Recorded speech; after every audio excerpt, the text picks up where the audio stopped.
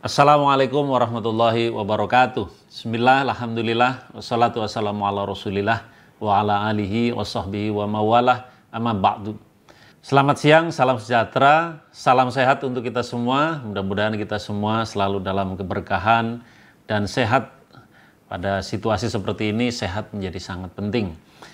Yang saya hormati seluruh pimpinan Universitas Pancasakti Tegal.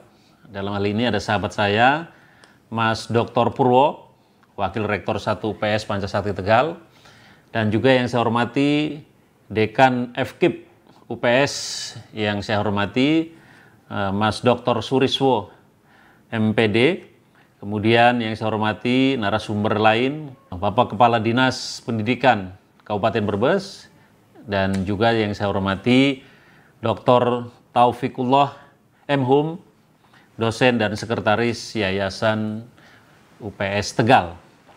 Seluruh peserta seminar yang saya hormati, para mahasiswa yang sebentar lagi akan diwisuda, para guru dan hadirin semua yang saya hormati. Selamat pagi semuanya.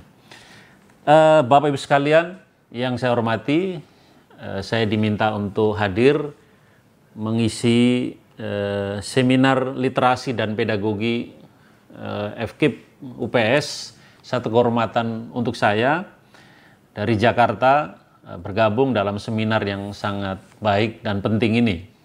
Bapak Ibu sekalian yang saya hormati, meskipun tadi sudah secara singkat sepintas saya diperkenalkan, saya ingin memperkenalkan diri juga karena secara emosional saya sebetulnya juga sangat dekat dengan keluarga besar atau entitas UPS. Karena UPS meskipun wilayahnya di Tegal, nggak bisa dilepaskan dari kampung sebelahnya, Brebes. Ya, saya lahir dan sampai SLTA di Brebes. Asli saya dari SD Negeri Lengkong 1, Kecamatan Wanasari, Kabupaten Brebes, melanjutkan di SMP Negeri 2 Brebes dan SMA Negeri 1 Brebes. Setelah lulus SMA, saya ke Jakarta dan kebetulan saya melanjutkan pendidikan di IKIP Jakarta, Institut Keguruan dan Ilmu Pendidikan Jakarta, yang sekarang bernama Universitas Negeri Jakarta atau UNJ. Jadi sebetulnya gen saya adalah guru. Saya lulus sebagai sarjana pendidikan dari IKIP Jakarta atau UNJ.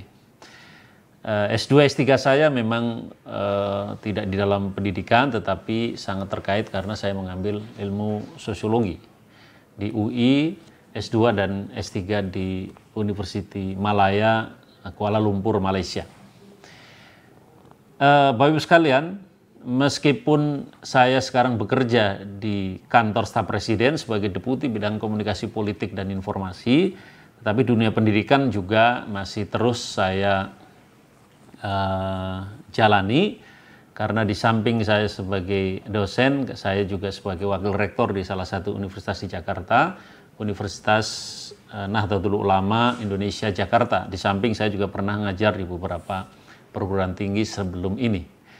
Dan kebetulan juga saya juga masih sangat aktif di dunia pendidikan karena saya ini juga ketua umum pimpinan pusat alumni IKIP Jakarta atau UNJ yang concern terhadap isu-isu pendidikan, di mana salah satu program UNJ yang IK UNJ yang rutin adalah ada namanya forum diskusi pedagogik, forum bulanan setiap hari Rabu membahas, mendiskusikan, mengundang para pakar di bidang pendidikan untuk mendiskusikan isu-isu krusial, isu-isu fundamental terkait dengan pendidikan kita. Baik Bapak sekalian, kira-kira itu perkenalan saya. Saya selanjutnya ingin menyampaikan beberapa hal yang terkait dengan tema seminar kita pada hari ini. Temanya adalah peluang profesi guru di masa depan. Ini tema yang kelihatannya orang mendengar seperti biasa, tetapi sebetulnya memiliki makna yang sangat penting sekali.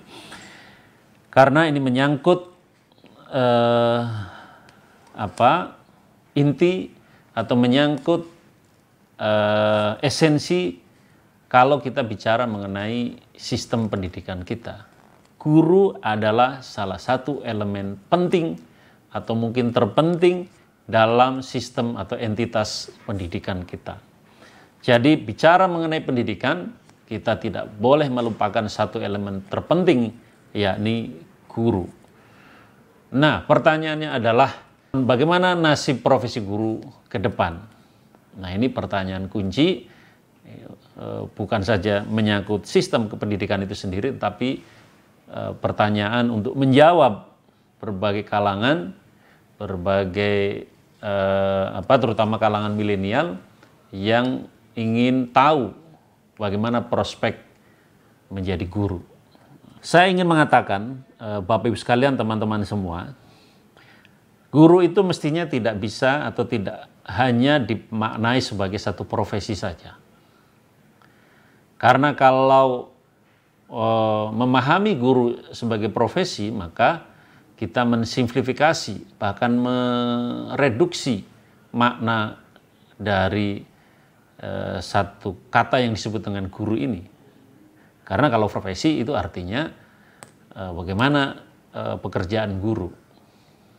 Tapi guru harus dimaknai sebagai sesuatu yang lebih luas, baik sebagai elemen penting di dalam pendidikan, tetapi juga guru harus dimaknai sebagai orang atau entitas yang menentukan berhasil atau tidaknya satu sistem pendidikan dijalankan, dan satu entitas yang bisa menjadi indikator tentang masa depan generasi suatu bangsa. Jadi guru ditempatkan sebagai agensi yang menjadi sebab apakah masa depan bangsa, masa depan anak-anak muda ini adalah anak-anak muda yang penuh harapan, anak-anak muda yang penuh dengan ilmu, pengetahuan, dan keterampilan yang baik untuk memajukan bangsa atau tidak. Nah, disitulah sebetulnya posisi guru. Sehingga jangan hanya dimaknai sebagai satu profesi. Meskipun bicara mengenai profesi guru adalah isu yang sangat krusial, isu yang sangat penting, karena itu juga menentukan mengenai keberhasilan dari sistem pendidikan kita ini. Bapak, Ibu, dan teman-teman semua yang saya hormati, kalau demikian maka bagaimana guru itu menjadi profesi, menjadi pilihan yang diminati oleh calon-calon mahasiswa ini. Karena untuk menjadi guru kan harus belajar, kuliah di perguruan tinggi, mengambil spesialisasi profesi guru, atau masuk ke LPTK, Lembaga Pendidikan Ketenaga Pendidikan. LPTK sebagai tempat atau perguruan tinggi yang memang memproduksi, menghasilkan guru-guru kita. Bapak Ibu sekalian, salah satu yang juga harus kita pikirkan bagaimana supaya profesi guru ini diminati. Karena kalau menurut banyak riset, banyak survei, profesi guru itu bukan salah satu profesi yang menjadi pilihan kebanyakan para milenial kita. Jadi anak sekarang itu lebih memilih profesi-profesi yang secara ekonomi memiliki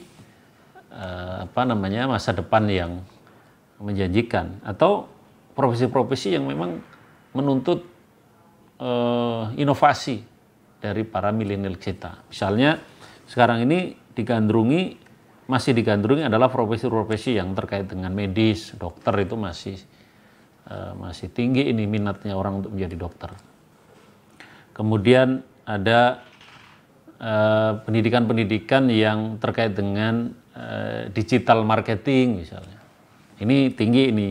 Kemudian pengembang aplikasi, ini tinggi. Analisis data, kebijakan, lingkungan, dan sebagainya. Engineer itu juga masih tinggi. Tetapi jangan lupa kalau kita kembalikan kepada makna dari guru tadi yang tidak hanya sekedar profesi, sebetulnya bagaimana mungkin satu anak muda itu bisa menjadi dosen, bisa menjadi dokter, bisa menjadi analis, bisa menjadi programmer, bisa menjadi macam-macam profesi yang dipilih kalau tidak melalui satu proses pendidikan yang melibatkan guru. Jadi mau jadi apapun, anak muda ini, generasi muda ini selalu melibatkan guru. Jadi guru itu menjadi sangat penting. Jadi jangan pesimis, jangan lupa bahwa guru itu adalah sekali lagi sangat penting apapun pilihan profesi anak muda sekarang. Karena pilihan itu pasti akan melibatkan guru yang akan mengajarkan pilihan-pilihan ilmu-ilmu yang dipilih, jurusan-jurusan yang dipilih oleh anak-anak muda kita saat ini. Nah, Bapak-Ibu sekalian, lalu pertanyaannya adalah bagaimana guru menjadi satu profesi yang menyenangkan dan profesi yang menjanjikan. Tentu saja adalah guru yang menyadari bahwa menjadi guru sekarang dan masa depan tidak bisa lagi menjadi guru seperti masa-masa lampau. Masa-masa yang tentu tidak seperti sekarang ini. Apa masa sekarang ini? Masa sekarang ini adalah masa di mana perubahan zaman ini bekerja, berubah sangat cepat. Jadi tidak cepat lagi. Kalau dulu tahun 70-an kita mengenal istilah modernisasi, orang bilang modernisasi itu adalah perubahan yang sangat cepat yang didorong oleh proses industrialisasi. Tapi sekarang bukan lagi perubahan yang cepat, tapi perubahan yang sangat super cepat. Nah, maka menjadi profesi apapun termasuk menjadi guru harus menyadari bahwa sekarang kita sedang berada dalam era disrupsi yang didorong oleh kemajuan teknologi, terutama teknologi informasi. Maka memilih profesi guru mesti menyadari ini, dan menjadi guru adalah guru yang sadar akan perubahan ini, sehingga baik kemampuan, baik ilmu yang dipelajari atau dimiliki, maupun bagaimana praktek belajar mengajar, di mana guru berperan penting, adalah guru-guru yang menguasai perkembangan zaman ini. Maka ilmu pengetahuan yang dimilikinya maupun model pembelajaran yang dijalankannya harus betul-betul menyesuaikan dengan perkembangan kita saat ini yang sangat dan super cepat ini. Bapak Ibu sekalian yang saya hormati, karena era disrupsi ini itu kan adalah era di mana kita masuk dalam era perubahan yang sangat cepat yang mengubah seluruh sistem kehidupan kita secara fundamental yang didorong oleh kemajuan teknologi, sehingga seluruh sistem tatanan, landscape dan macam-macam itu akan berubah dengan cepat, sehingga nggak bisa lagi kita menggunakan cara-cara lama, apalagi cara-cara yang standar untuk berpraktek sebagai guru, baik di dalam kelas maupun dalam mendampingi siswa atau murid-muridnya. Lalu Bapak Ibu sekalian, teman-teman semua, kalau kita sudah menyadari bahwa guru itu harus melakukan penyesuaian-penyesuaian dan mengejar berbagai ketertinggalan atau mengejar sebagaimana laju perubahan zaman yang sangat cepat ini, maka mau tidak mau guru itu harus menyiapkan diri sebaik-baiknya sebagai guru yang tidak sekedar punya pengetahuan, punya ilmu pengetahuan, informasi yang cukup, tetapi guru itu mampu mengimplementasikan di dalam proses belajar mengajar sebagai SDM yang mumpuni. Orang mungkin punya pengetahuan, ilmu yang tinggi, tapi begitu diminta untuk mengimplementasikan baik dalam proses belajar mengajar maupun di dalam praktek-prakteknya tidak mampu menunjukkan, maka ini juga sesuatu yang akan ketinggalan. Jadi guru yang baik adalah guru yang bisa menunjukkan kepada murid maupun kepada halayak sebagai orang yang bisa digugu dan ditiru, sebagai orang yang memang punya linuih, kelebihan di hadapan murid-muridnya, sehingga murid akan punya kepercayaan diri, punya semangat belajar yang tinggi karena punya guru yang keren, punya guru yang punya kemampuan mumpuni. Bapak Ibu sekalian, teman-teman semua, guru juga harus mampu melakukan inovasi, baik keilmuannya maupun praktek belajar mengajarnya. Dia harus menunjukkan kepada anak didiknya bahwa ada hal-hal yang baru yang ditunjukkan oleh guru, sehingga semangat untuk maju dari anak didik akan bisa didorong. Guru harus istilahnya harus out of the box. Jadi ya sekali lagi, cara-cara lama yang hanya merasa pintar sendiri di kelas ini harus diubah. Di dalam konteks inovasi ini, guru harus juga menyadari betul ini era digital. Jadi guru di mana saja, mau di kota, mau di desa, karena akses internet, akses informasi ini sudah sampai ke desa-desa, maka tidak bisa guru ketinggalan dari sisi penyesuaian diri terhadap teknologi digital. Jadi cara menyiapkan bahan ajar, cara mengajar, cara membuat evaluasi, cara membimbing anak didik bisa disesuaikan dengan kemajuan teknologi digital ini. Jadi semuanya bisa dibungkus dalam satu kerangka bahwa guru itu harus menyadari tentang situasi, tentang zaman sekarang ini, dan harus paham kemana proses belajar mengajar diarahkan untuk menyesuaikan dengan kemajuan-kemajuan zaman di era disrupsi ini. Bapak Ibu sekalian yang saya hormati,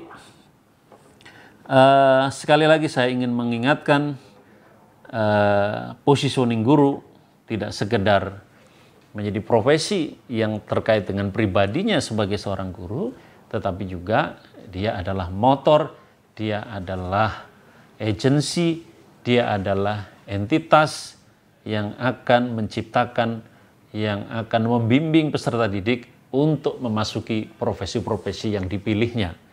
Jadi guru ini penting sekali.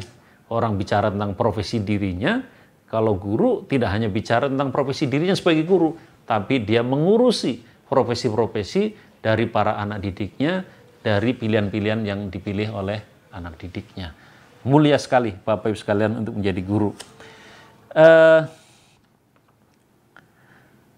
Memang menjadi guru itu seperti yang saya gambarkan tadi itu sangat penting, mulia, makanya disebut dengan pahlawan tanpa tanda jasa. Tetapi ke depan kita memang sedikit harus mereview mengenai pahlawan tanpa tanda jasa. Guru menurut saya harus jadi pahlawan, tetapi juga harus diberi jasa yang setimpal. Ya. Guru harus diberikan jasa, tidak hanya sekedar terima kasih, penghargaan, dan lain-lain, tetapi juga harus diperhatikan aspek-aspek jasa, aspek-aspek balas jasa terhadap guru, tidak sekedar yang imaterial, tetapi juga yang sifatnya material. Saya tahu guru juga menghadapi problem yang tidak ringan, baik pribadi-pribadi gurunya, tetapi juga ekosistem dari sistem pendidikan kita. Mengenai problem guru tentu kita paham, dari hulu sampai hilir masalahnya banyak sekali. Masalahnya kompleks guru ini. Misalnya bicara mengenai masalah guru di level hulu, kita bicara mengenai LPTK. Sejauh mana kesiapan dari LPTK ini, lembaga pendidikan, tenaga kependidikan ini dalam menghasilkan guru. Apakah LPTK ini adalah institusi yang kredibel, mampu menyeleksi calon-calon guru dan menghasilkan calon-calon guru ini sebagai guru yang siap berperan seperti yang tadi saya sampaikan. Guru yang mumpuni, guru yang inovatif, guru yang mampu membimbing anak didiknya memilih pilihan-pilihan profesi yang diinginkan. Belum lagi soal rekrutmen. Seperti apa sih rekrutmen guru? Apakah sekedar dia punya ijazah S1 dan sertifikat mengajar, atau dia harus dibuktikan dengan kemampuan-kemampuan praktikal. Nah, ini semua masih menjadi problem kita. Satu, institusinya. Yang kedua adalah proses rekrutmen guru. Jangan sampai kita memiliki guru-guru yang pada akhirnya menjadi sumber masalah di dalam proses belajar mengajar. Belum lagi soal ke hilirnya. Hilirnya lebih banyak lagi. Misalnya, para guru ini juga harus menyadari bahwa Indonesia ini adalah negara yang luas, kepulauan, yang ada disparitas kemajuan dari daerah satu dengan daerah yang lain, sehingga seringkali guru itu lebih milih bekerja di kota-kota dengan fasilitas yang lebih baik mungkin. Tapi ingat bahwa ada banyak sekali anak muda kita, masyarakat kita yang juga butuh pendidikan yang bermutu. Nah, ini kan butuh guru-guru kita. Jadi satu persoalan distribusi guru yang merata di seluruh tanah air. Nah, masalah lain ya, kita tahu betul bahwa guru juga sering disibukkan dengan urusan-urusan yang bukan inti dari pendidikan, belajar mengajar. Ada guru-guru yang masih dibebani dengan tugas-tugas administrasi. Ini juga soal manajemen pendidikan di sekolah, ini juga perlu kita perhatikan. Nah, kemudian ada juga, ini yang paling penting atau yang sering menjadi isu utama dari masalah guru di hilir. Ya, ini soal kesejahteraan. Pemerintah kan sudah sangat menyadari betul, oleh karena itu ada ketentuan di dalam Undang-Undang Dasar kita, konstitusi kita, pendidikan kita itu harus dianggarkan sekurang-kurangnya 20% dari seluruh APBN. Dan anggaran 20% itu sebagian harus dialokasikan untuk kesejahteraan guru. Kita menuntut guru untuk bisa mumpuni, tetapi juga kita harus memikirkan bahwa guru itu punya hak juga untuk sejahtera seperti profesi-profesi yang lain. Tapi alhamdulillah semakin kesini semakin baik. Pemerintah pusat, pemerintah daerah punya kesadaran tinggi untuk memperhatikan nasib guru, sehingga mudah-mudahan ke depan kesejahteraan guru akan semakin baik.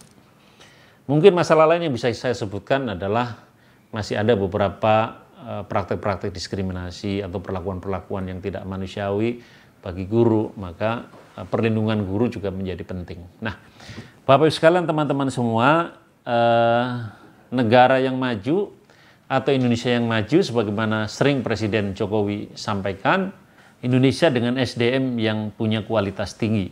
Kualitas SDM yang tinggi itu ditentukan oleh salah satunya pendidikan, di samping juga soal kesehatan.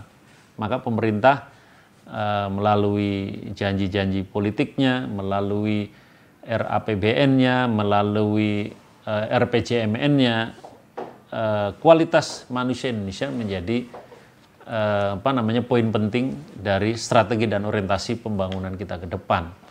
Jadi guru harus dimasukkan ke dalam isu terpenting dari seluruh urusan yang terkait dengan sistem pendidikan kita untuk menjadi Indonesia yang maju.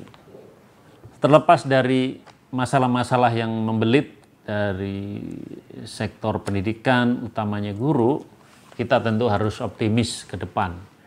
Infrastruktur kita siapkan, pemerintah telah siapkan di daerah maupun di pusat, anggaran disiapkan, pusat dan daerah, meskipun sekarang kita sedang menghadapi krisis kesehatan dan ekonomi sehingga sebagian infrastruktur atau sumber daya dialihkan ke sana, tetapi kita tidak boleh mengendorkan, melupakan semangat untuk memperbaiki sistem pendidikan kita, utamanya memperbaiki kualitas, memperbaiki kesejahteraan, dan memperbaiki apa-apa yang menjadi kendala sebagai guru. Oleh karena itu,